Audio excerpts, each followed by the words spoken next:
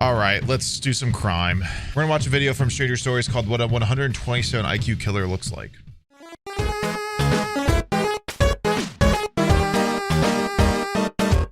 Do you have a number in your head that you think? I would say it's well over 80. Do you think that many? 80 what? There is no sentence that I can impose that will truly be enough. Oh God. It's like I found This a video good contains the one. interview of a convict who has killed over 20 women. Richard Cottingham murdered at least 18 young women and girls in New York and New Jersey between 1960s. Oh, trigger warning, we're watching true crime. I have a criminology degree, we watch true crime. We all know why we're here. 7 and 1980. He was nicknamed the New York Ripper, the Torso Killer, Oh shit. and the Times Square Killer, since he was convicted of 3 murders. I've heard the that name occurred New York there Ripper. I that didn't know this is included him. Mutilation. It wasn't until 1981 and 1982 that the police began to link him to any of the crimes. His victims were widespread, and he was careful not to kill or dispose of any of them in exactly the same way.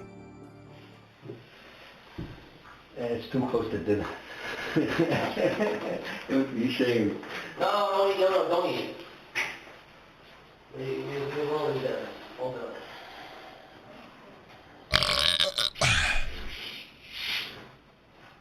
I have heard this name before.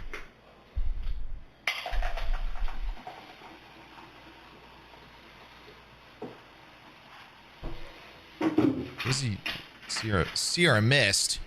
It's Starry now.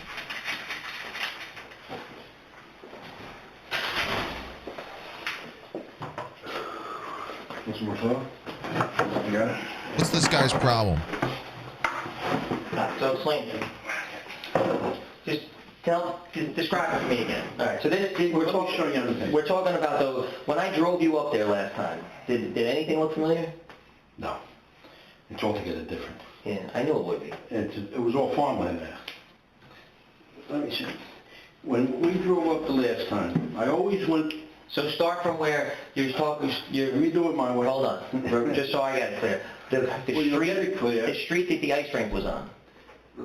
Let me explain to you. This way you know everything I know about this. Okay.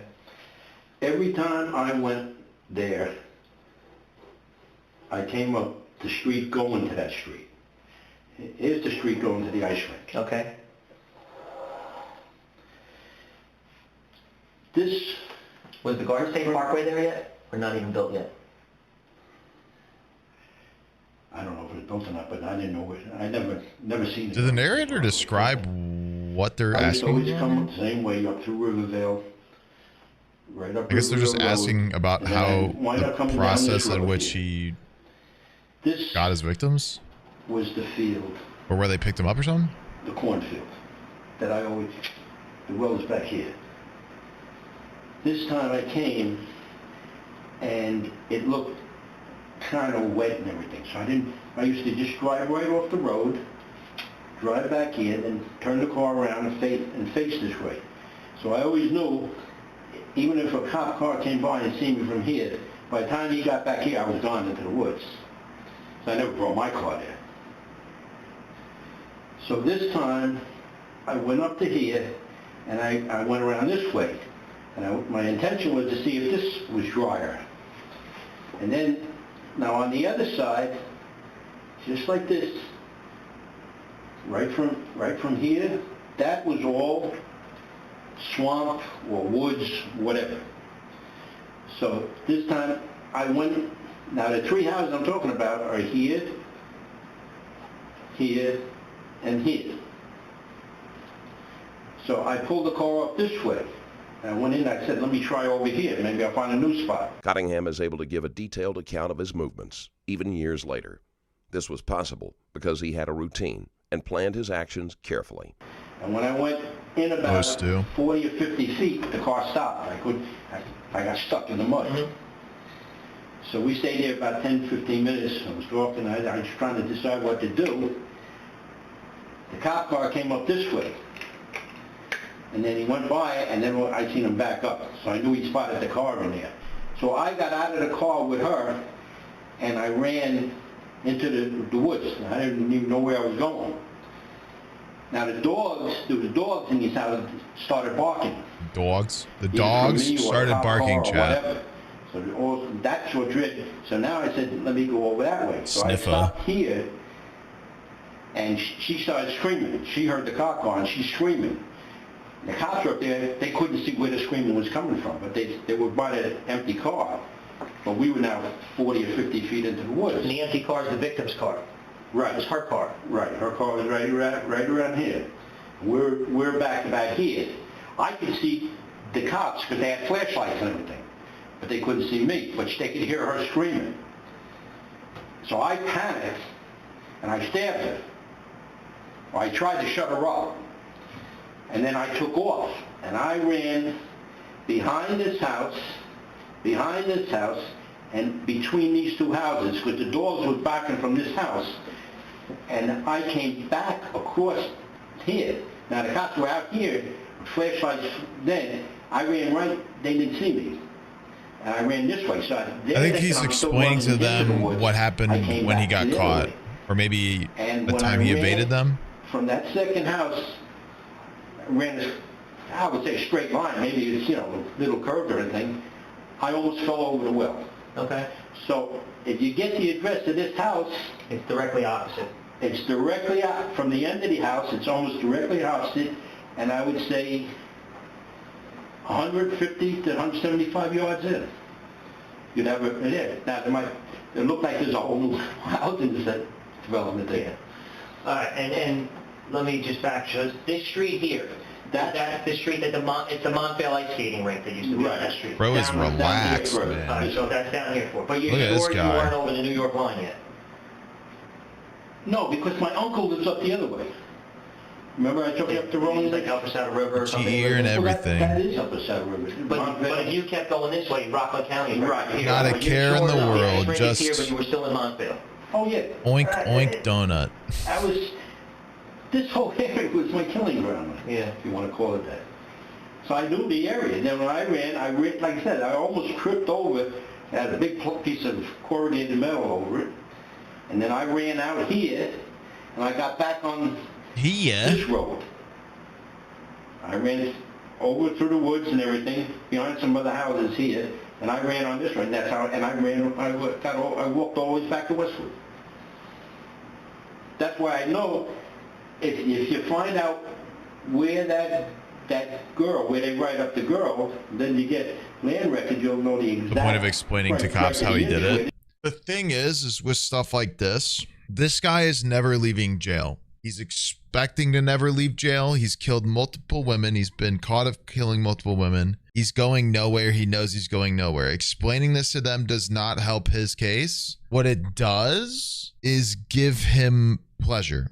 There is a certain pleasure system within a serial killer of like regaling the tale of which they killed and got away with it. So it's like he gets to sit here and brag about how he was so good at doing this, and then the police get the information at the cost of that, but then they get like a better understanding of what he was doing that was preventing them from stopping him. Yeah, it's a lot of just like him reliving the moment, which is like what part of the reason serial killers like perpetuate killing is they want to re-emulate their first kill. And it just continues to grow and exacerbate because it's hard to really reenact something in general, let alone something that intense. So they need to like bring out this satisfaction by any means necessary.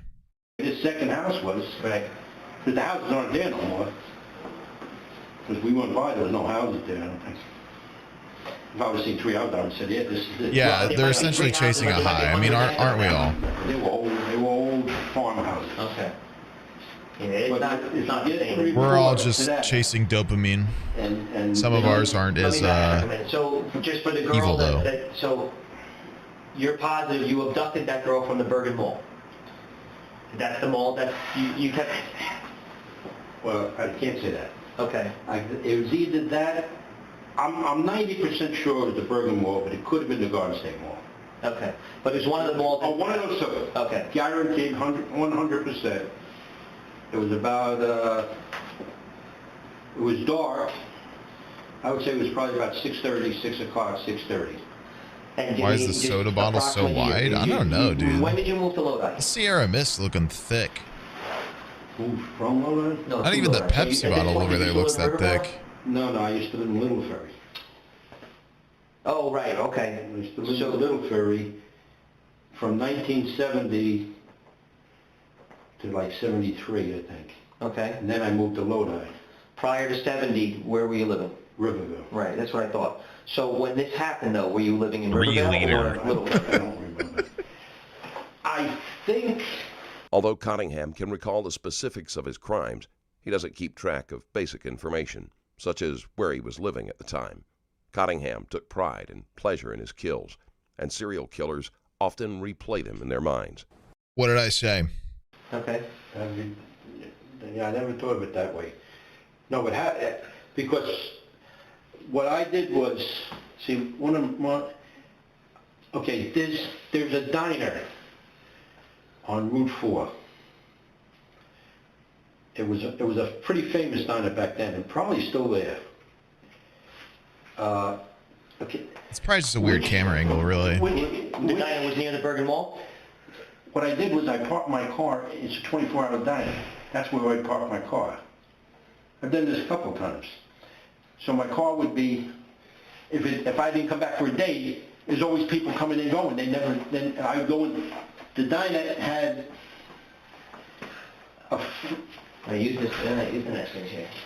It's not much of a diner. Do all of them keep trophies, or is that a TV show thing? Yeah, it's kind of a TV show thing. I mean, it's not like unfounded. It is a little common.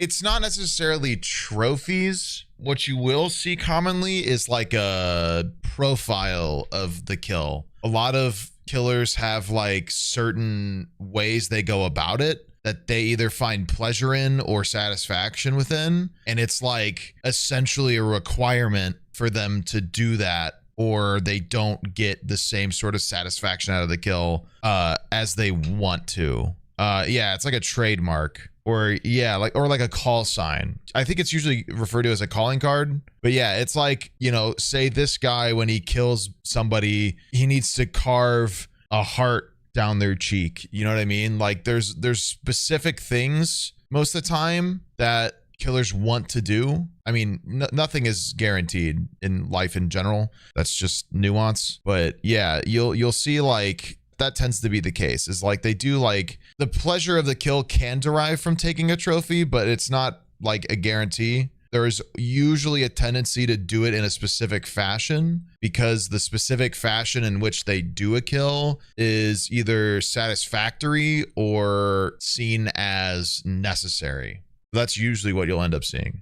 Well, I wouldn't be surprised if the Trophies are diner- not out of the question by any means, though. Forest Avenue, go right down to Route 4? Mm-hmm. There used to be a diner on the corner of Forest Avenue and Route 4. The building's still there, but it's not a diner. And opposite that diner, if you go across the highway this way... Was there a walkway? Yeah, Yes. goes over to the Bergen Mall. Right, Sharon did Bergen Mall. I need like a hoodie, bro. Because that's what I did. I parked my car there and I walked across the thing into the mall. Then I walked around the mall. One of the difficulties of working on older cases is how the scene changes over time. True. Buildings can be enlarged or torn down completely. True. New roads can cut through what was once an empty field. Yeah. And waterways can shift or dry up completely. Ecological So how did you get her? changes How did you end up 100% getting her ruin back cold in her car? cases. Anything that helps me? No, she was getting into a car and I just pushed my way in. Okay. That's how I always did. Cottingham often left the bodies at the scene of the murder, but he would travel great distances to transport others. This made discovering a pattern to the murders more difficult. And then you take her car. Then, I pushed my way in. I handcuffed her. I didn't handcuff. I tied her up, and then we just drove up the Montville. Just kind of feel like then that's the once same you're as up this handcuffing, way, but whatever. You're solid. You're rock solid. This is Montville? I'm not. Okay. The only thing I can say, I'm rock solid about this whole thing. 90% sure that's the intersection. I can't believe there's any other intersection. But when we Well, drove... you just drew like a little street going this way. There is a particular street that's still there where this comes up as you go across Chestnut Ridge Road, there's a 45-degree angle going this way, and then the street continues up this way, going into Upper Saddle River and Route 17, going towards Route 17. Well, But I don't know if it was like that back then. I did this, that's the direction where my uncle lives. You know, it's at this intersection here, if I made a right turn, that's when we went down to where my uncle lived. Okay. About a mile down there. That's why I knew the area. That's why I'm 95%. That has to be the intersection. Okay. It's just that it looks so different now. I mean, But you're positive this is off of Chestnut Ridge Road, or off of the street where the Montvale ice skating rink was on? The Montvale ice rink was on Chestnut Ridge Road. almost certain. Okay. You know. Also, I mean, it's fascinating to hear this stuff, but it's also funny that this happens because it's hard to necessarily trust this. Because when you think about it, why does a serial killer want to help the police learn information to stop serial killers? They really don't. They just kind of want to like say the things that they did. So like it's completely possible that he remembers exactly what they're asking, but he does not want to give them that information because he doesn't want them to actually piece the puzzle together. He just wants to sit here and talk about his murders to relive those. Because at this point, that's all he gets to do. He can't actually do a murder at this point unless he does it in jail. He has to relive it via storytelling. So it is interesting. The police have to basically take all this with a grain of salt in order to not be like fully fooled by it. It's not out of the question that the police would just accept it, but yeah, it is an interesting kind of push and pull. You're putting doubts in my head. No, I don't want to put doubts. I know you don't want it, but Being a guy from Riverdale, I would think you would know when you were in Montvale. That's why I just want The to be system sure. wasn't fucked. Would I have become a cop but with my degree? like I said, I wanted this. I don't know. It's hard to say because the system is bigger than just the police. It's all of the laws intact as well that are just racially biased and whatnot. So it's more than just the police that are the problem with the system. I did really like the idea of having some sort of detective role, you know, when I was younger, but becoming a detective does require years of regular police work, and I just simply refuse to do that. Like I do truly love the investigative work of a police's job. It's very fascinating to me. So yeah, you don't think a degree is necessary for a cop? That would be a waste. I don't think it's really that much of a waste to teach a cop the ins and outs of the job's system that he's a part of, but you're free to believe what you want. If anything, degree or no degree, the police should have longer than 16 weeks of training, but that's just me. I don't think it's much of a waste to teach the police how to be more cognizant of the environment and the system that they impact. This place 20 times. Mhm. But I always would come up here and then see, I could only go during the winter. That's another thing. It had to be a I cold would month honestly because prefer, during the summer, this is what I would prefer. I would honestly prefer if the police funding that we give them, and you give more than you think you do, by the way, I would be totally fine with the amount of taxes that go towards the police if that money, if some of that money, if not a lot of it, was budgeted towards giving the police proper education. Like make them get a 4-year degree. 4 years is not a long time in terms of learning about your job. In 4 years' time, I have a better understanding of their entire system than most cops do because they spend more time learning about how to abuse their power than anything. That is not a long time. 4 years to have a job forever that is completely honorably like seen socially despite like by ignorant people is wild. That is so quick. And that's why it's weird that 16 weeks is so bad. 16 weeks is an awful length. The only thing that isn't good out of that is the money spent. But we already give trillions of dollars in military and cop spending. Yeah, no, I'm not saying you're disagreeing. I'm not saying like you're wrong for what you said. I'm just saying, I'm just expanding on your thought, man. Yeah, it's just there's a large amount of power in, yeah, what you're saying. They have a large amount of power and they really are loosely taught the responsibilities and ramifications of using such power irresponsibly. And rarely are they punished. I think an easy way to not force like a direct change, but to easily influence a good change would be to require some level of higher education. You might not be able to stop cops that are currently out there, but you could literally like require any cops from like this point on to have 4 years of education in criminology or anything related to the criminal justice system. They would immediately have a better understanding and like moral responsibility. And I think that would be really, really good. Think about a different job that does not require a couple of years of experience, like a job with that much social like power or like responsibility. It's really hard to find one. Firefighters need training, man. An associate degree in fire science. There's a lot of parameters for firefighting. I don't know what the fuck fire science is. Okay, hold on. So I found one for the city of Fayetteville. If you're an applicant 21 to 35 years of age at minimum, you must have a high school diploma, valid driver's license, proof of citizenship, candidate physical ability test, CPAT, whatever. 18 to 20, you need a high school diploma, valid driver's, like the same four, and one of the following: nationally registered as an EMT. And in fact, like firefighters and EMTs work like long shifts. They do like 48-hour shifts and then they're off for 2 days. And a lot of them do like 48 hours as a firefighter, 48 hours as an EMT, stuff like that. Registered as an EMT, Firefighter 1 and Firefighter 2 certification from an accredited fire academy, 12 accredited college hours, 2 years of honorable service in the armed forces. Fire academy is 12 to 14 weeks.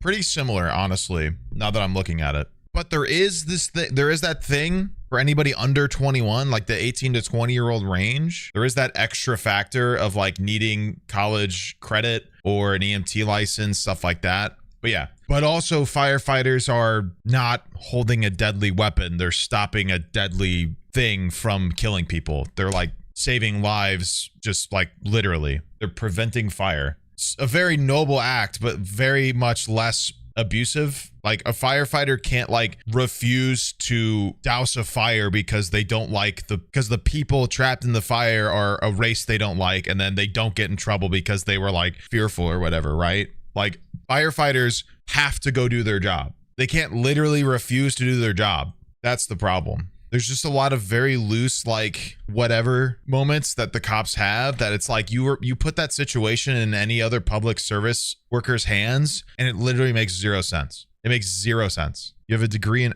ecology and conservation. You learned about firefighters having required to take a course on controlled burns. They want to get into habitat management. Weirdly enough, they have to learn about the dangers of their job and like what can happen if they don't do it correctly. Yeah, obviously it's not as direct of an example because of, once again, it's like less, they literally have the power to just kill somebody. But yeah, it's hard to think about a different public serviceman with that much power like the police have that doesn't have rigorous training. I mean, it had to not summer or anything when the corn was. Also, the second cop just bailed, by the way. He's a goner. They just drive right across the field, turn around, and it's fine. You know, I might be over here one time here, but it was always usually within 50 feet. It was almost, it was beautiful because I could command this whole view. And I could, you know, and there was no traffic. I mean, maybe a car would go by every 10 minutes. That's how little traffic was back then. It was all cornfield, all woods and cornfield. There was no, the only light was at this corner. There was a traffic signal then? There was a traffic signal. I think it used to just blink. I don't think it was a red and green. I think it was like a flashing yellow, like a flashing yellow or flashing red type thing. Okay. So they didn't have to actually come to a stop. Go back so I can research this a little better. You mentioned you stabbed her. Do you know for sure how many times you stabbed her? I think one time. Okay. Right in the face. Oh, it was definitely in the face. Because she was screaming. I just had her. Okay. I was just trying to shut her. Stabbing wasn't one of Cottingham's favorite methods. He liked to inflict as much pain as possible and usually strangled him. Stop her from screaming. And she would have been tied up in some way? At that point, I don't even know if she might have even been loose. I might have untied her. Because we were in the car for about 10, 15 minutes before that, because I couldn't, I didn't know what to do. I couldn't back out, I couldn't go forward. Right. So I didn't know what to, you know, I didn't want to curl her head. You know, that, I wouldn't have done that. So, and if the cop car didn't come by, I don't know what I would have done. In fact, I was thinking both of us get out and push the car. I can tell you, she was dressed, and she had a suit on. She had like a suit jacket and a tie. A tie? Yeah, a tie. About how old is she? Woman dressed in suit?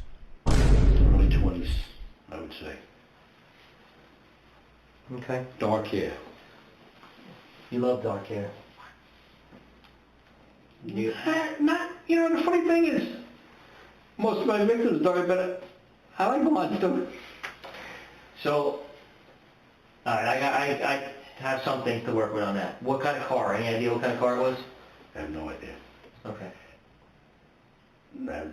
It was a regular, I mean, it wasn't stick. Yeah, that I icky. know. But, Now, tell me about the well. How did you ever first find the well?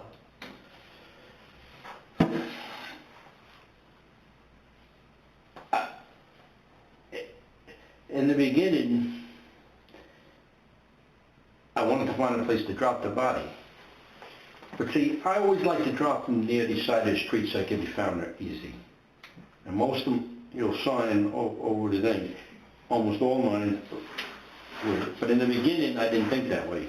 But then I figured, I didn't want these people rotting, Mm-hmm. So I got a little sentimental. I said, if you drop them near the street, somebody will find them in a day or two. But I walked, I might have just got out to take a leak or something. But I walked back. You could walk from this field. This field was all solid. There was no water, no wood, no swamp. But when you walk back in here, after you got about 40, 50 feet, it turned to swamp. Where there's actually water, you couldn't actually walk dry. And I was walking back there to see if I could find a place to, hide a body. I'm reading about him right now, by the way. When you first discovered it, like you were just on like a scouting mission, or did you actually have a body in there that first time? Do you know? I had a body. Okay. And the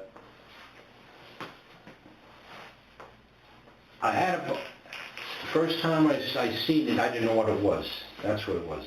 I walked on it, and it was tin. It was like a galvanized round type, Like corrugated?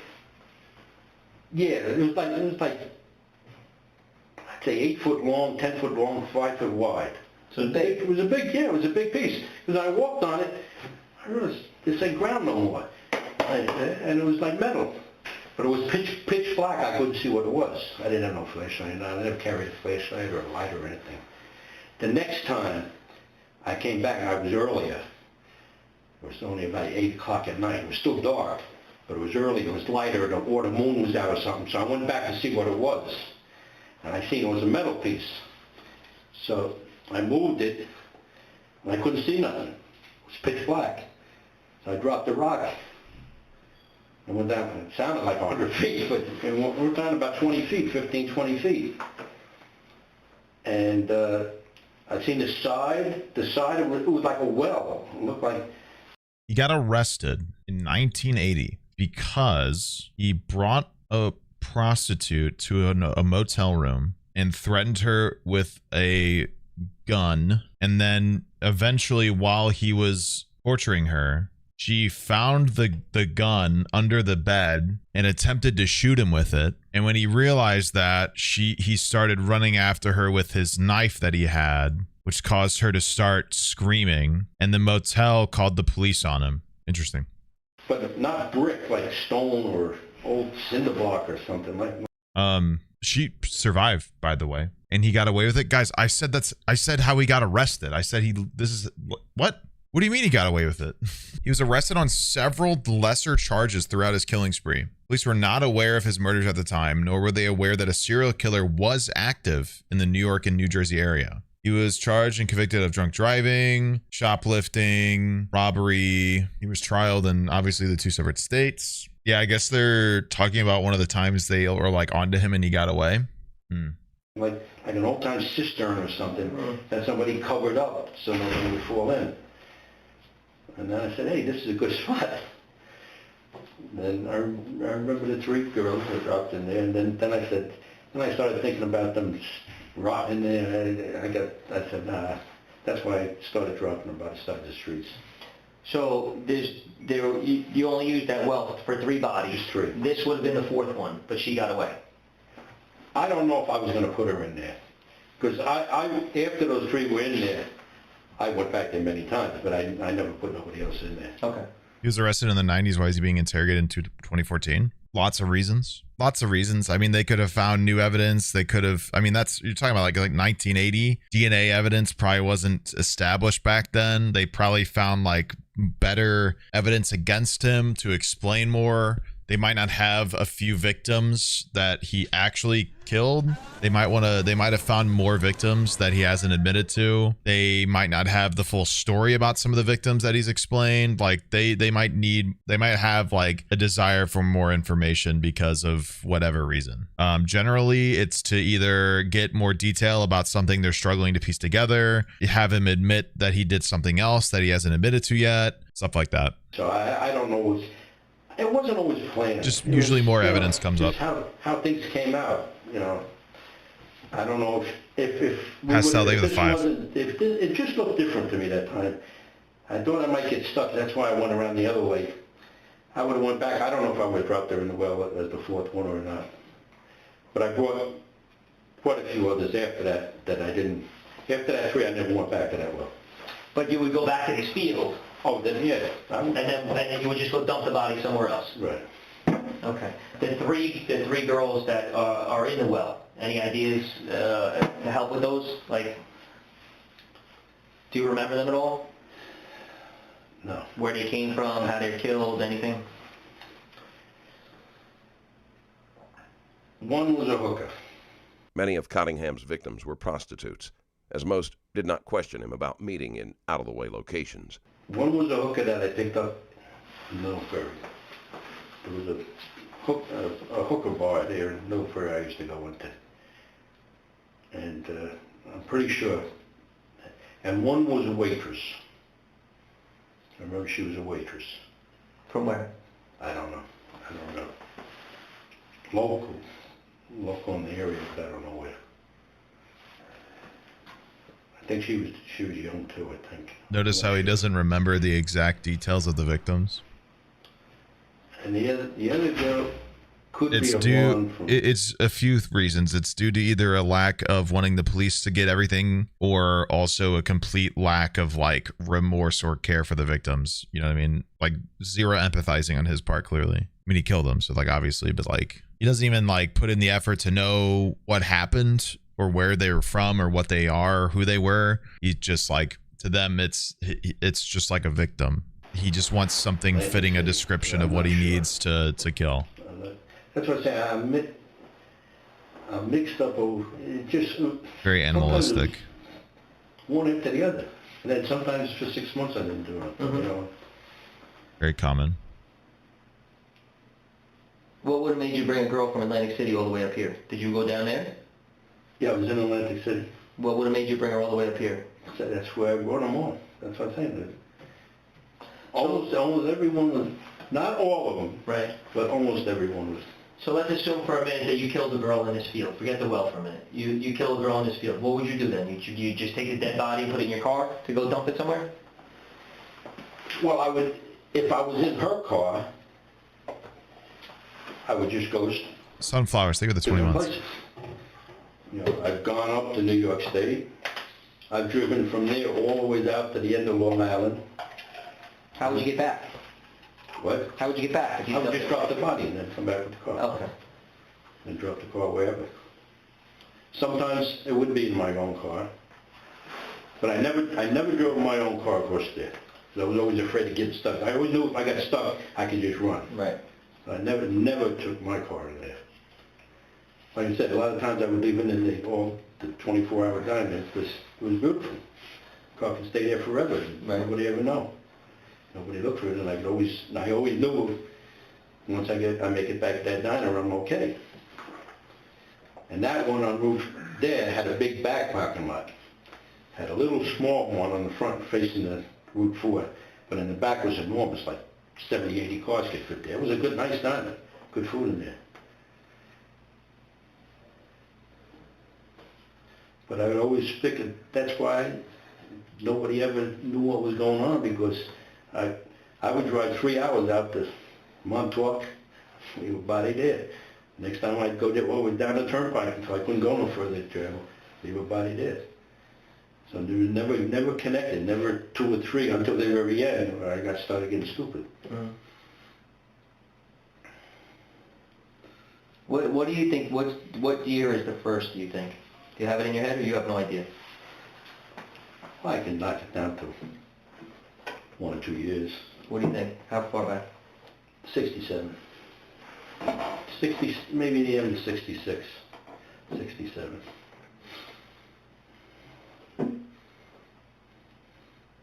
It's a lot of years of running around. A lot of states too. Yeah. Do you have a number in your head that you think? Did you ever sit back and think about it? Why are the cops so nonchalant? Safe to say I couldn't count that high. Because they want him to be casual. I would say it's well over 80. You think that many? Well over. I've done some in Florida, Connecticut, a lot in New York, Pennsylvania, New Jersey, Baltimore. Any place. Guys, I don't think we need to fight over diagnosing a serial killer. I mean, he literally killed like 20 plus women. I don't really think it's that important at this point. Within driving distance that was not connected to me, I would try. My whole thing was not to make a pattern, which I never did. And never to try to kill him the exact same way, or to, leave a signature, I wasn't stupid, and other than that one time in Hackensack where just luck, I would have been caught there. Give the 5. Right. I was never even close to getting caught, other than that one time. Where'd you end up dumping that girl after that? Jackalope, they were the 9 months earlier. I don't know. I don't remember. I don't even remember who she was, but I was coming back from Montreal at the time. And that's what it was at. I was coming down River Road. And I was during the day too. And I very rarely did anything during the day, but it was like 11 o'clock in the morning. It's not like... So I can remember certain little facts about it's not a very, like I understand the intention to like, but that's not like an investigative a lot of runaways. See, a lot of the girls thing, nor is it really useful runaways. There was a lot of hitchhikers back then too. To like try to establish some sort of psyche. Every day going away. There are people I used to get more rides. very professionally trained to do that. But also he killed multiple people. I really don't think that's like the priority here. No. Once again. You told me you think he killed over 80. That fits the definition pretty well. No, it doesn't. But I know what you said, because you've told me in the past. There's been many more that you let go. Hundreds. Yeah. I didn't go out to kill somebody. Most anyone I killed was when I would be somehow connected to them, and I didn't want to get caught. It was more than just not getting caught. I was just thinking about myself. What do you mean connected? Meaning like somebody might have seen her get in a like car, or... Yeah, like in the Bergen Mall. I walked around the mall. I walked the parking, or followed her into the parking lot. Anybody could have sit in the car. Cottingham has killed over 100 women in his estimation, but he doesn't see himself as a serial killer. To me, in my mind, I don't know if anybody's seen me. That to me, like I tell you, one time in Atlantic City, I met a girl in resorts. She went with me, and I brought her back up here. In my mind, hey, I could be on a camera down there. Might explain why they want to interview him. So those are the ones I couldn't leave. But if yeah, I'm not a serial killer. I only purposely didn't leave patterns to not get caught so I could continue to do so. I also, didn't do it all the time, which is a very stereotypical serial killer behavior. It's literally called the cooldown period. I'm different though. It's not, I'm not like them. The girl wasn't dangerous to me. I never went out to kill. That's why I said I'm not really like a standard serial killer. I didn't get no enjoyment out of someone. Bro, he's literally saying that he's not like the other serial killers. Very hard. So what was the thrill? Was it more rape? Control? Tying up? It was the game. It was being able to get away with it. the stalking, to be able to do it was like the perfect murder every time. You see something in the paper, a body was trying to hit, you never heard of it because there was never nothing after that. You know, no cops ever came around me or sniffed around like you see on TV. Mm-hmm. It was getting away with it. And even a lot of times, it was control. But I mean, a lot of times we didn't even have sex sometimes. Another reason Cottingham doesn't believe he is a serial killer is that he took no pleasure from the act of killing, and that his only enjoyment came from getting away with murder. A lot of times, sometimes. That's so funny. Not every serial killer wants, like, I used to say, specifically, like, see, I just don't think he understands what he is, really. I mean, like, that's not a requirement to find the most pleasure in the kill. Not every serial killer derives the most pleasure in the kill. There's plenty that derive it from before and killed for the unspeakable acts that they did to somebody. When I was doing the hookers, the hardest thing in the world is to be the hooker. And I mean, be the payer. Mm-hmm. Right. The out hustlers, they are sharp. You don't understand that because you never was in the... If you would have seen New York City hookers in the 60s, they were sharp. And they would never do anything, ever, until you paid them first. I mean, it was like a religion. But I would get them so greedy by showing so much money. I would show them a wad like $1,000, $1,200. Their eyes would go crazy. And I always appeared innocent, naive, green. I played that act. Like I didn't know what I was doing, you know, I acted afraid around them, you know, we're going to get caught or all this stuff. So in their mind, they're going to rob me. And it was the game to get, most times we went out drinking, I'd get them drinking, get them drunk, get them in a room, have all the sex, and I never paid them. And that was the majority of the thing, to beat them out of their money, because they were going to try to beat me out of it. Mm-hmm. I mean, I had a case right here, right on Route 46. I had the girl in there. She was so greedy. She took she was naked from the waist up. She grabbed my pants and ran out of the room with my pants and left her shirt behind. And she runs right into a guy next door. He opens the door, he heard the noise. You thought she was stealing your wallet? Or stealing your cash? She was. Yeah. She grabbed it. She got about $1,100 from me. So the only one that ever got away. Got my money. Out of all of them. But she did, because I never thought she'd run out without her clothes. Yeah. I mean, he's literally full of shit. I'm drunk and I'm laying there and everything. Man, she made a beeline for that fuck. It's a wild statement coming from a dude who's killed like 30 people to say he's derived no pleasure from it. And the only thing that he really cared about was just getting away with scamming prostitutes. Because, like, if that was the case, why did you kill people? Bro's just straight up lying out of his mouth, where he just has no idea what he's talking about. That's classic. Oh, I can tell you stories. I know you can. But that was mainly what it was. And then, if there was no harm done other than just beating them. I mean, I've had pimps chase. I also got a pimp as a buddy, too. And I can even tell you his nickname, Snooky. He came after me one time. I'm driving up 3rd Avenue, and it must have been one of the girls that I beat out of her money. And all of a sudden, a car pulls up next to me, and the girl's pointing at me to him. So he starts chasing me. So I'm running down 3rd, I'm in the car, driving down 3rd Avenue, not knowing why, and he starts showing a gun. I almost panicked. I mean, I never carried a gun. I got up to 34th Street. Cottingham takes pleasure in recounting his kills the same way other men enjoy retelling high school football stories. And I got away from him. I went through red lights and everything. I come back to the same area. Yeah, guys, you know me. All of my high school football stories. Everywhere I picked her up, I see her with the same guy. So I'm watching for her. See, I used to watch the cops. Me play football. You remember when play football? Remember when I did thing when playing football? That was good time.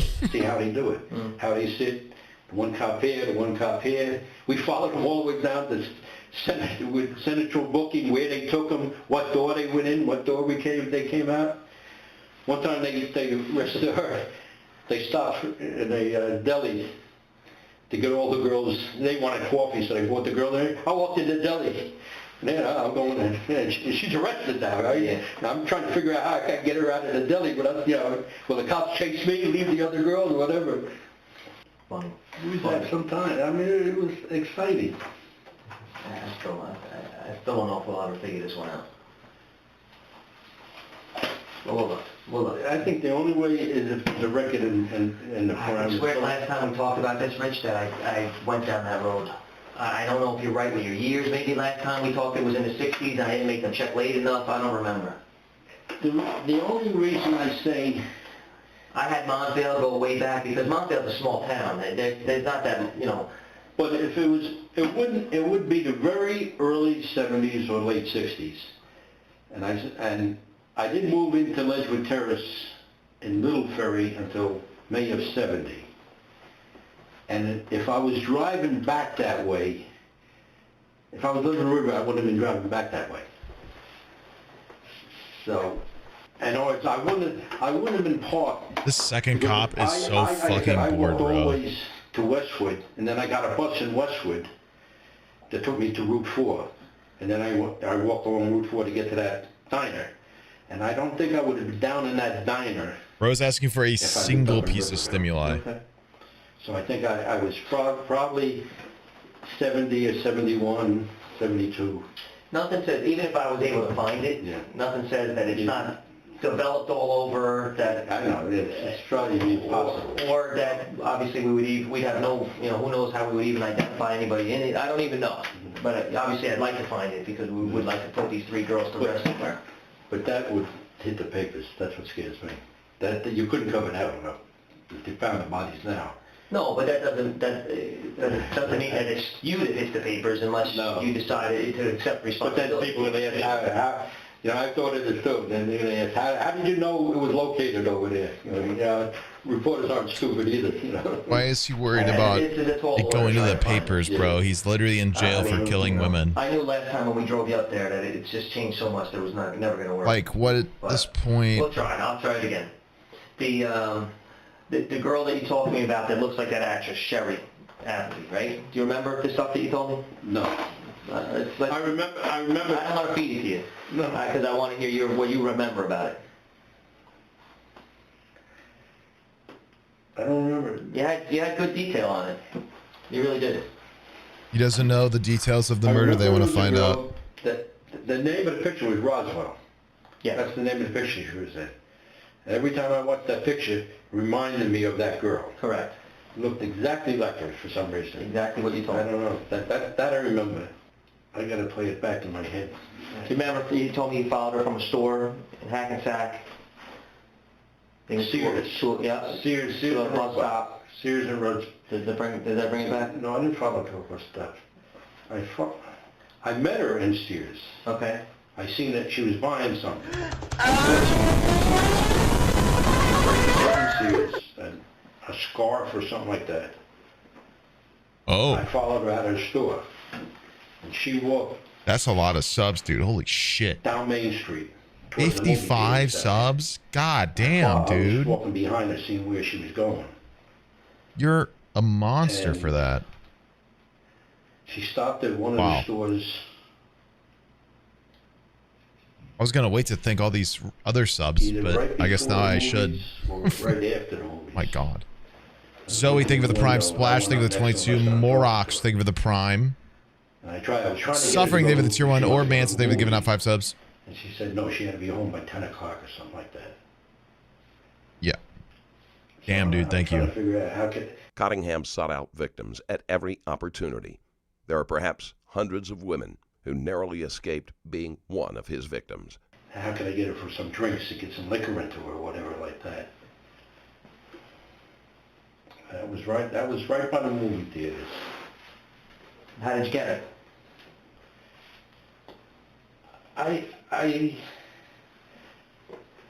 told her, I asked her, I got her to... How much do you think serial killers conflate their number of victims? Oh, a lot. Because their whole thing is killing people. A lot of them love to kill people. A lot of them want to kill as many, or they want to derive pleasure from them. And when they get caught, they don't get to do it anymore. So what else do they get to do? They get to regale their stories. They get to revel in the attention. And what better way to revel in the attention than tell the police you've killed 30 extra people that they have zero idea where they are. They're not onto any of them. Make all that shit up. The police think they have to find 30 more bodies. They're constantly bothering this person to learn about those 30 made up bodies. This guy is reported as killing more people than he actually did publicly, so that makes him seem like a big deal to him. It makes the public think he's more of a danger than he was. So he gets to revel in all that attention while tricking the police or calling all the actual ones, while failing to deliver on the ones he made up, because he made them up just to fuck with everyone. Because at this point, what does he have to lose? So it happens a lot, yeah. I believe Ted Bundy and maybe even Dahmer did similar. A lot of them tend to. Frank. You remember how old she was? I think I don't know how old I was at the time. I don't know what year it was, but I think she was pretty close to my age. We were, you know, I think the early 20s, if I'm not mistaken. But she was right around my age. Can you usually get a higher sentence for claiming a higher number of victims? I mean, yeah, but at this point, like, told me she was divorced. he's not leaving jail. He doesn't leave jail. He won't. Not sure. I think she told me she was divorced or split up with her husband, or Like, so it really doesn't do much against him, because split up or it's not like an extra body is going to make him more life in prison. He's just like in prison. He's not leaving. about something like that. I don't remember exactly. You know what I mean? He killed somebody. And where'd you end up going? He killed somebody intentionally. First degree I murder got her to go to the Holiday Inn rarely has in parole. Middlebury on the Circle there. And that's where I had my car. First degree murder Did rarely I walk there? We took a bus. Oh, okay. sees parole. No, we took a cab. It's possible that they have a sentence that isn't life. No buses that were going down. I was trying to get the bus that I used to catch. It's not often that they have parole, to though. go to New York. Hell, at least the 15 came dude. from up in Hackensack, so I was trying to catch the bus that came through Hackensack that went to Middlebury. Can you get a life And sentence there was without none killing somebody? at that time of night, or I don't know if it was a weekend. I mean, technically, I don't remember. it would have to be a long slew of We crimes. wound up taking a cab. Technically, a life sentence isn't indefinite. It's like 30 to 40 something years, depending on the state. It's just cumulative enough to basically equal somebody's rest of their life. That's why you see people get like 3 life sentences, right? But yeah, a great example is the guy from that 70s show. He got convicted recently of assaulting 2 women. He's 30 years in prison. And you know, we went into the lounge. There was only like about 10 people, and it was really, really empty. I remember. 30 to I life. thought this was good because we sat in the back. But I got the feeling she wasn't going to do nothing. I just, how you can tell. It's very nuanced. It's dependent on drinks. everything to do with the I got a crime. second drink into her. I can tell you one thing. If they have, I can tell you the last meal. I can tell you what their stomach contents would say. Pizza. You ate pizza there? No, not there. Later on, but we stopped and we got some pizza back. But yeah, it's not Okay. I think it's not unheard of. But that's where we went. We went for pizza later. Can a 3 strikes rule give you life? Oh yeah. She should have pizza in her stomach. Now in terms of how much the 3 strikes rule is still used, I don't know, but yeah, it is possible. No, I'm telling you too much. We ever made Once no again, living. very nuanced to like the type of They got me talking. crime. Nothing you didn't tell me on the car ride back to Trenton. What 3 strikes was I'm gonna it, show you my etc. notes. Back then I had a BlackBerry. While Jimmy McMorrow was driving, you were in the back seat BlackBerry. So I was emailing myself on my BlackBerry. Suddenly, Cottingham feels like he has given the investigators too much information, and he is afraid it will affect his ability to negotiate. With bullet points of what you were saying, so I wouldn't forget the detail you were giving me. I remember that, because I remember, now I don't remember telling you about the thing, but I remember one time driving back, I said, he's recording that's what I thought you were doing. No, I was, yeah, I said, he's recording my... So as of right now, the following states have 3-strike laws: New York, North Carolina, Maryland, Alabama, Delaware, Texas, Washington, California, Colorado, Connecticut, Indiana, Kansas, Maryland, New Mexico, North Carolina, Virginia, Louisiana, Wisconsin, and Tennessee. Arkansas, Florida, Montana, Nevada, New Jersey, North Dakota, Pennsylvania, Utah, Georgia, Vermont. Those ones have 2-strike laws. South Carolina also has a 2-strike law. Arizona, Massachusetts. Georgia, South Carolina, and Tennessee are the only states in the United States to date that have 2-strike laws for the more serious violent crimes. I was actually Interesting. typing out. I didn't know that. I'm going to shut up because I was typing out. Yeah, I can see you doing something from the back. Because I didn't want to forget what you were saying, because you were giving a lot of detail. So where did you end up taking her, though, after pizza? Where did you end up actually killing her? For now, I'm going to leave that. We got to still work out a deal. We still got to. We got. See that? I understand. Before I start doing all this. Well, there's no Miranda, there's no nothing, like we talked about. I know, So right. I want to see if it matches what I have upstairs in my notes. Notice? I want to make sure that your All of a memory sudden, hasn't he's like, faded in the before last I 4 say years. anything. My memory has faded a lot. You remember her, though. I remember Sherry Apple. That's how I Nevada, recall. sorry. I had never heard of Sherry Appleby till you told me. I never knew. I never heard of the show Roswell until you told But me. the funny thing is, the show came out 10, 15 years later. Yeah. I think it was in the 90s the show came out. And that's what I remember. Yeah, right as soon as I seen that girl, I said, that reminds me of that girl. But at that time, I didn't know anything about Sherry Appleby. Mm-hmm. But I remember saying she was a dead ringer. Do you remember where you dumped her? Yeah. You do for sure? Town or just... Or you just think you remember just in your head you're seeing it?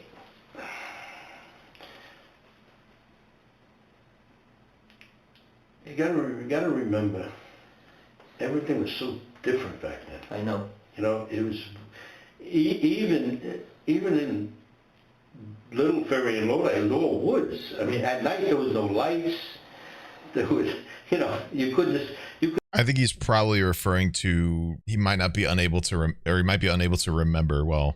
You couldn't see in front of your hand half the time. It also does sound like a once you got stupid to a fucking taxi, that all got lit logic up. gap where he's like, well, I was different. I could have got, I could get away with murder, When you know? went into the side streets of town, there was no lights, there was no streets, all empty, lots. It was. Yeah, it there sounds was like no he's saying farming back he then. is not going to be able to remember well because there's not a lot of stuff to go off of.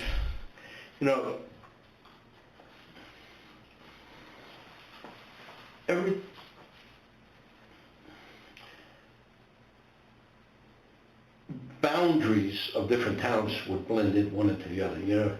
Back then you didn't know when you went into the next town. If you didn't see the little sign entering Paramus or entering Saddlebrook or entering Little Ferry or whatever, you didn't know you were in another town. I mean, put it that way. So you could be in another town 10 minutes and not realize you were in that town. Right. So that's why a lot of times I can't say. I was in Paramus versus Saddlebrook. Meanwhile, right. Because I understand. it was, you could drive for 15 minutes and not have to even see a house back then sometimes. So what makes, you just said yes quickly when I asked you, do you know where you dumped her? What makes you say yes then? You just have a vision of it, or do you know what street, or do you know what town? I think I know pretty close to where I dropped her. Okay. I'm not sure though. I'm pretty sure, but I'm not sure. What the fuck does that mean? Because when I start thinking about something, then I think, well, maybe that was this one. Right. Maybe, like I said, now I just remembered we had a pizza. Pizza? Little things like that. you know, just for some reason I'll remember it. Right. What are we talking about? You know, Pizza? Well, where do you think you dumped her? Well, now I'm gonna keep that. I'll tell you if you're wrong. How's that? We're gonna... I think I dumped her in a river or a stream. Okay. Any idea what But that? I'm not sure if she went in the water or not. It was too dark. Okay. I heard a little water. I looked down. I couldn't see if she went in the water. I couldn't even see her. I went down a steep, Several of Cottingham's victims were found in or near water. like an 8-foot drop. It was very sharp. And the only thing I'll say is it was below Hackensack. If you went down Essex Street, it was if you got out of Hackensack. Do you remember how she was killed? Probably Isn't that a pizza box on the table? I guess it is, yeah. Probably. But that's how I did most of mine. Right. Do you remember specifically with her? No. Okay. So you're just kind of guessing because No, you're going I'm saying front when you're going on the rule of averages. Yeah, I mean, I know she wasn't shot. I didn't shoot, you know. Yeah, no, I know that. You know, things like that, you know. Well, like the girl up here, you stabbed, which is not, you know, not your... That was very unique, and that's only because I panicked. I didn't intend to, and it was a steak knife. It was a steak knife, and the knife broke. That's another fact. If you find the incident, you'll see. Okay. Then it wasn't a regular knife like a guy. It was a steak knife from one of the places we stopped at. That took the steak knife. If I told you that girl, the girl that I'm thinking of, was stabbed, not to death, but stabbed one time, does that bring back any memory?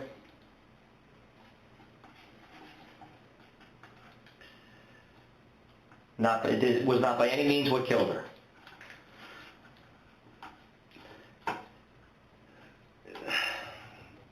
See, possibly. See, I used to always fuck around with a knife with them. You know, that's why I always put the little marks on them. And sometimes I'd stab never stab them like, but just puncture them sometimes. So that could be possible, but it wouldn't have been like a 5-inch stab wound or anything like that. I would remember that. Oh, thank God. We wouldn't want that. But you also got to remember, sometimes I was drunk out of my mind. Right. So you might not remember too. You know, or I remember differently, you know. Yeah.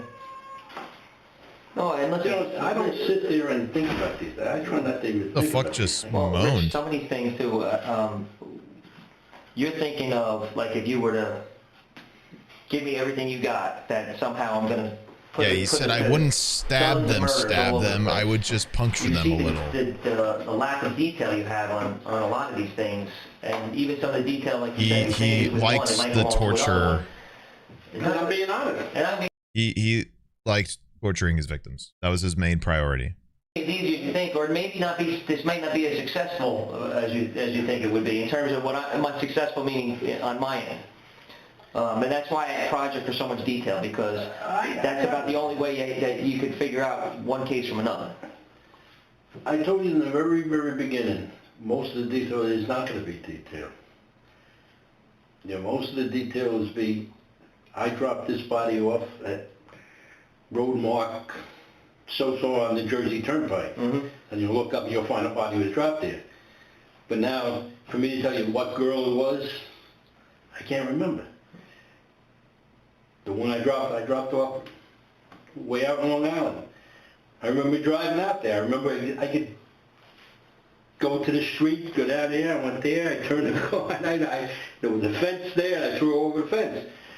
But to tell you, was it the one I got? I'm not a serial killer, but also I've killed so many people, I can't remember who is who and where they are. Facts, or I see a picture, or they've all blended together because I've killed so many. Also, I'm not a serial killer. There was just too many. I just don't remember. Keeping track of the identities of the women hasn't been high on Cottingham's priority list. Nope. It's entirely possible that he didn't even know the names of some of them. He killed several in most locations, which would also make it harder to keep the individual details straight. I can tell you how I always did these things, but, you know, see, you might think that the number I threw out, 80, is being a lot. But for everyone that I killed, I'd done this to 30 other girls. For every one, hundreds. I was out there every night, like an animal. And most, like I said, I didn't kill and everything. So I have those pictures in my mind too. I'll remember funny things and this. And I say, oh no, that she's still there. She's still walking around or whatever. Like Linnell, you know. Linnell was with me for like 3 months. Yeah. You know, I didn't kill her. You I know. think longer than that. Was it? I think longer, yeah. That's the one we saw? Yeah. Down in Baltimore? But yet I remember her last name was Ziegler. Now, how do I remember? I just remember. Yeah. I remember sitting out in front of her. She took me to her house in Teaneck. We sat out and looked at her family's house. I remember that. But I don't remember ever hitting her. Ever. I think she was lying there because I just didn't. Ah. And then Okay. you gotta remember, I had regular girlfriends. You know, I was juggling a girlfriend here, my wife here, girlfriend here, Linnell was here, you know. I'd go from one to, I mean, it was a comedy. I'd leave work at 11, I'd go up and I'd pick Jean Connolly up at Montefiore Hospital. Yeah, bro, real I'd take her comedic. down to one of the bars, Flanagan's or something. We'd spend till 2 o'clock, take her back and then go over to Barbara Lucas's house, spend an hour or two there, then I'd drop Weird up, comedy, you know, bro. And then I'd go home and I'd be home by 5:30. And this was a constant thing.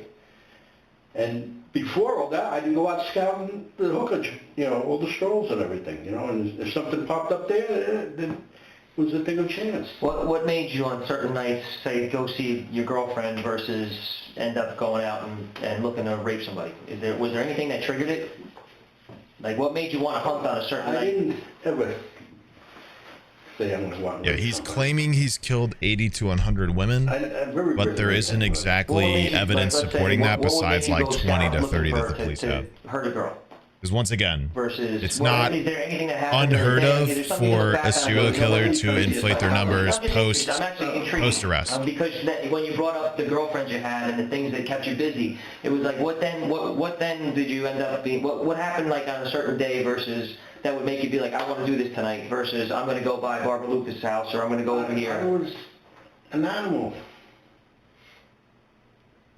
So you can't point Was. to some particular thing that was like on the Notice days how he's that I saying did, was. I would get mad at somebody or I'd be... How much longer? 10 minutes or so. Hookers every day, 7 days a week, 10 years, 15 years, every day. More than that, bud. If I went to pick up my car, that's how I met her now. I went to pick up my car, had it on 9th Avenue and 42nd Street, and she was right in Times Square. And I just walked there, I talked to her, and I got her to come back and wait outside my job until I got off work. Things just like that, you know. But I was always looking for an opportunity or... Like, that's what I say, there was so... I just had the knack I could pick up women. I don't know what it was. I'm not a great looking guy. Or I don't know what it was, but I could walk a block. I can see a girl walking down a block, and within the block, know if I could get her into a motel room or something. You know, I'd go out for Baskin Robbins and pick up a girl just right on the street between my job and Baskin Robbins, which is only 2 blocks, and have her come sit in my car and wait for me 3-4 hours until I got off work. And then, you know, things would happen. But every time when I got off work at 11 o'clock, I'd go, one of the strolls was pretty close to my work, and I'd always go down there. I'd make my little routine loose. I'd always look for new girls. You know, a lot of the old-time girls never paid attention to me because they know I didn't spend no money with them. You know, so, you know, I never spent a dime, actually. That was my thrill. But then by 12 o'clock, I'd have to be up at the hospital, and then I'd come down, I'd be in the bars, you know. But this was 7 nights a week. I drank 7 nights a week. I went out with these girls every night. After 8 years of marriage and 3 children, Cottingham's wife grew weary of his long absences and began the legal proceedings for a divorce. she withdrew the petition upon his arrest, then completed the divorce after his conviction. What I did to my poor wife, she didn't have a clue. No, well, probably They better. never do, but It's probably better that she didn't. Probably better she didn't.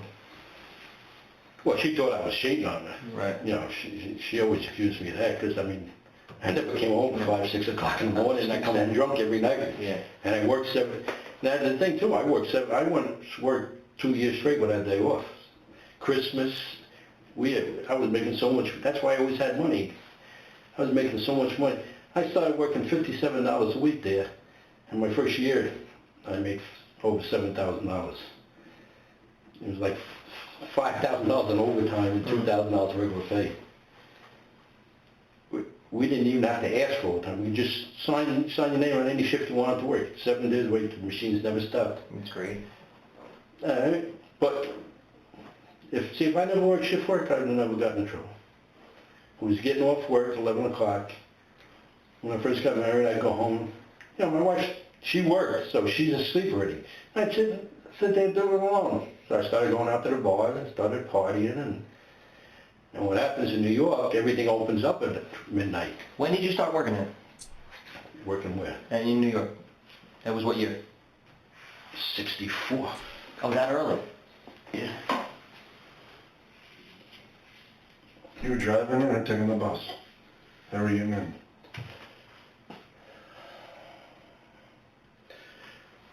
Well, in 64, I worked for MetLife.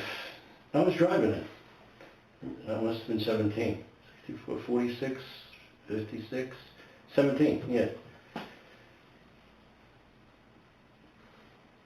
And I worked for MetLife for 2 years, then I went over to Blue Cross. $7,000 in 1964 is 54 grand in 2014 at the time of this interview. But I always worked the shift work in Blue Cross. Cottingham is more apologetic for speaking badly about one of his victims than he is about killing her.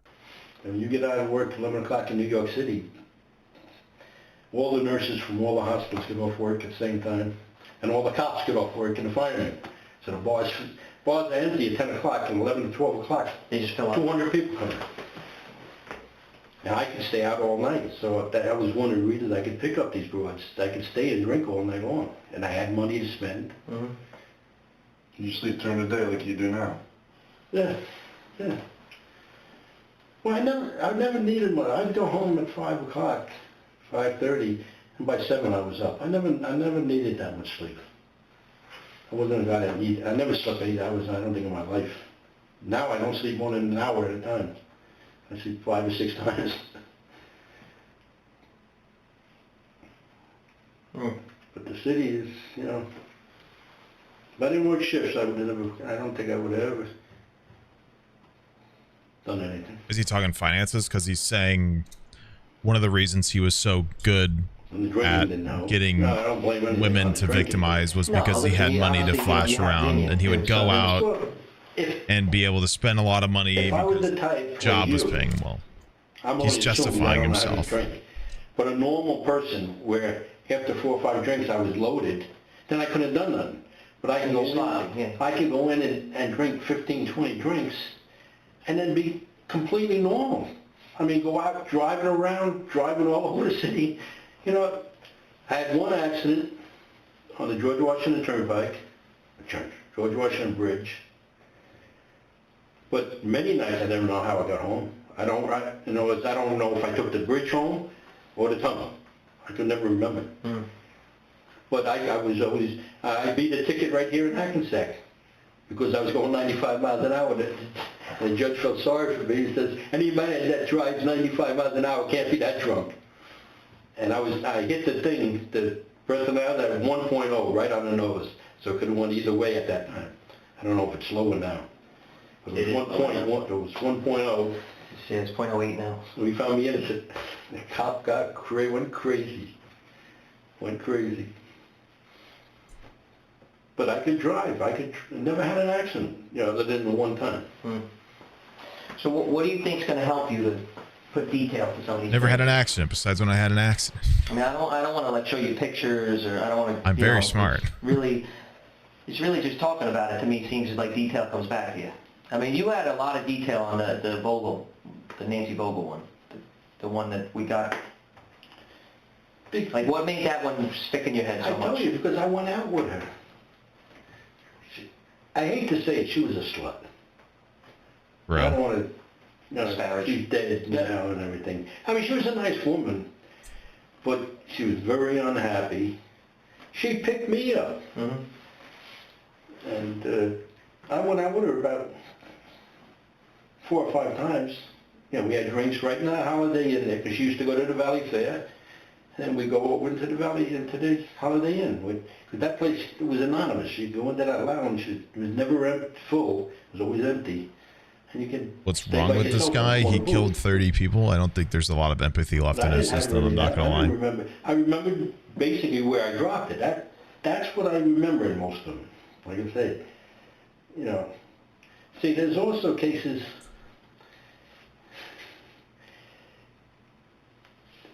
that if I tell you the truth, you'll think I'm lying. Like what? What does that mean? I think I told you once before Yeah, you would never lie. that I, just by luck, but just by happenstance, you can kill somebody one way and it'll appear to be a different way. And some of the people that you will say were asphyxiated weren't asphyxiated. I never can pronounce that word. Asphyxiated. Asphyxiated. I can't say it. I don't know why. I can't say that word. Strangled, choked, whatever. Smothered. But, and if I tell you the truth how they really were killed, you're going to say full of shit. Because the death certificate is going to say a different way. Okay. So how would they be killed then? You're gonna leave? That's okay. We're done in like 6 minutes. How would a drowning not look like a drowning? Because if you drop a body in the summer, in the heat, all the water must evaporate from the body if the body's not found right away. So now there's no water in the lungs or anything anymore. And the only reason I read it, you know, some reports in the paper a couple of times, this girl was sophisticated, and I didn't know. And they didn't realize they would drown. I can't speak to how exact the science of autopsies were back in the 60s or 70s, you know. So I bet you even now they couldn't tell. Yeah, I don't know if that's true or not.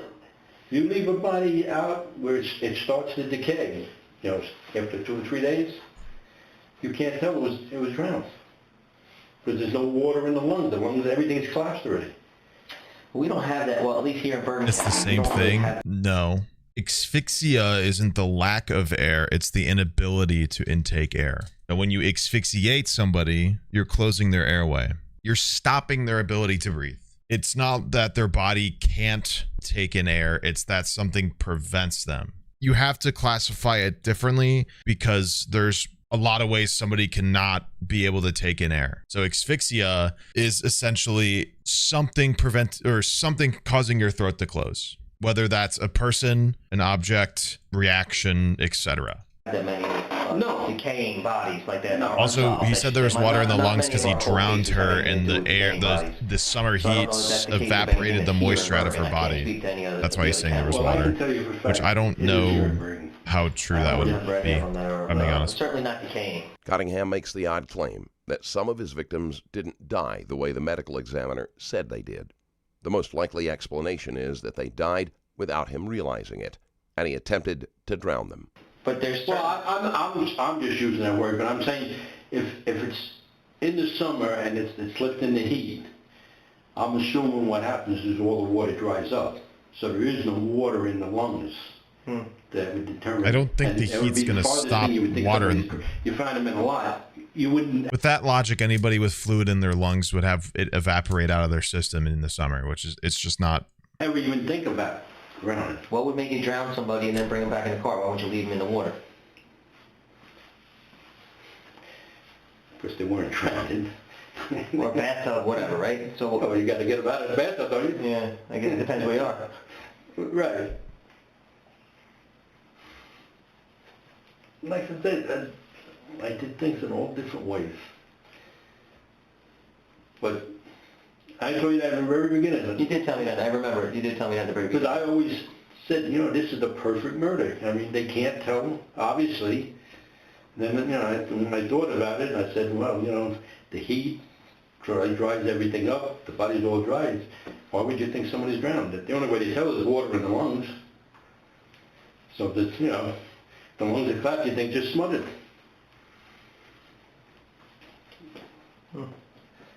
And there are cases right here. Well, you have to enlighten me, then, so I can look at them. That's down the line. You have to enlighten me, because I don't know that I believe. But that's what I know. But that's why I'm saying if I tell you the truth, you'll think I'm lying. So I can tell you a lie, and you'll think I'm telling the truth. Not at all. Not at all. Yeah, I need you to tell me what you remember. That's all. I mean, and if it marries up to something, it marries up to something. If it doesn't, then it doesn't. Or you know.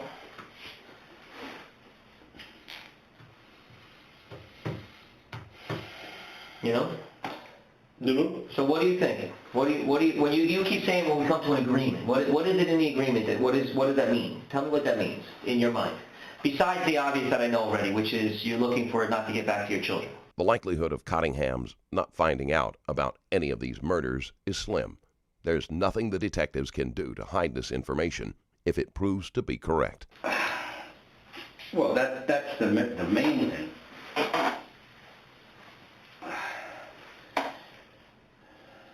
But we got to talk what I'm going to get out of it. The satisfaction of righting a wrong. That's what you get out of it. And I think you're almost at that point. What do you want for dinner tonight? Let's start with the simple. What do we eat tonight? Because we're getting off track here. Go ahead. What are you thinking for dinner tonight? What kind of food? I really don't know. Anything, nothing striking your fancy at the moment? Everything, nothing. Dinner? Rapport. I don't need anything expensive. Spoil him so he talks. Well, that's good, because I didn't really want to splurge on you, because you haven't given me anything. Good. Kentucky Fried Chicken would be good. Really? I don't eat that. Really? No, I'm not joining you for Kentucky Fried. No, me neither. No, what else? You make some suggestions. I'm thinking through. I gotta take a lead. Excuse me, man. This is the worst diagram I've ever seen. I thought you were supposed to be such a good drawer. He made me a great Christmas card one year. I can't even pick up anything anymore. Every 10 minutes my hands... What, the purple phone? They say this, but I don't think... Cottingham's confirmed killings resulted in 9 convictions and a further 8 confessions under non-prosecution agreements, leading to him serving multiple life sentences in New Jersey prisons. In 2009, decades after his first 5 murder convictions, Cottingham told a journalist that he had committed at least 80 to 100 perfect murders of women in various regions of the United States. Of course he did. In April 2021, Cottingham confessed to an unsolved 1974 double homicide in Montvale, one of New Jersey's most notorious cold cases. The confession was extracted by Angelotti weeks before his retirement and was facilitated by Vronsky and by Jennifer Weiss, the daughter of Didi Gazzari, one of Cottingham's later victims. Vronsky and Weiss had been meeting with Cottingham in prison since the spring of 2017, counseling him to make the confession. In March 2023, Angelotti elicited another confession from Cottingham, the murder of a 17-year-old who vanished in January 1967. Wild. Yeah, what a piece of shit.